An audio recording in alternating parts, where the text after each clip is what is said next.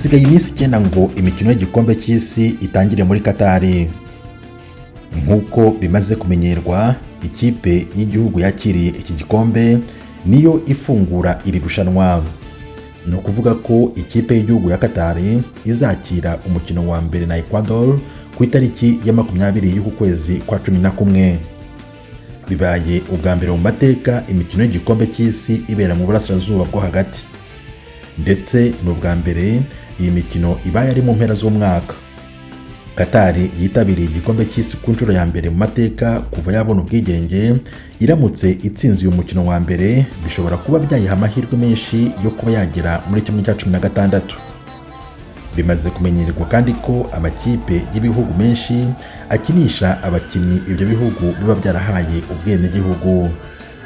Katari yo ifite umwihariko wo kuba izakinisha abakinnyi bose bavukiye muri Katari, yewe n'ababa hanze y'igihugu bagiye gushakira ubuzima ahandi bavukiye ndetse bakurira muri Katari. Ibi byaba bihesha abakinnyi ishema ryo kuzagera kure muri iki gikombe kuko bazaba bashyize hamwe kurushaho.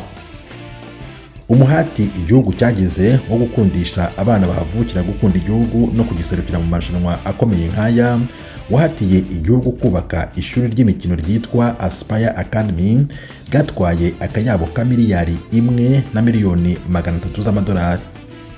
Muri 2004 nibwo iri shuri ryubatswe hagamijwe kuzamura abakinnyi bavukiye muri Katari bakibyiruka. Ubwo ni imyaka 6 mbere y'uko Katari imenya ko izakira igikombe cy'isi cy'uyu mwaka. Ikipe y'igihugu ya Katari yatangiye kwitegura iyi mikino mu kwezi kwa 5, aho yajyanywe kwitoreza muri Espagne no muri Austria. Nyuma yaho mu kwezi kwa 9 yatangiye kugenda ikina imikino ya gicuti n'ibindi bihugu birimo Canada na Croatia byayitsinze ku ikubitiro. Mu byumweru byakurikiyeho yakinnye na Chili biranganye. Aha niho yatangiye kubona ko niba izakira igikombe cy'isi hakiyongeraho igitutu bwayo yagombaga kwishyiraho cyo gutanga icyizere ku bakunzi bayo, ikwiye kubanza gutsinda imikino ya gicuti, aribwo yatangiye kwihererana amakipe yo muri Amerika y'Epfo ya Nicaragua, Guatemala na Honduras. Iyi mvange yo gutsindwa, kunganya no gutsinda biri mu byakwerekana ko iyi kipe yitabiriye iri rushanwa ryo kuri uru rwego ku nshuro ya mbere itarakomera ngo ibe yatanga icyizere gihagije nk'amakipe ya Senegali, Ubuholandi na Ekwateri biri mu itsinda rimwe rya A.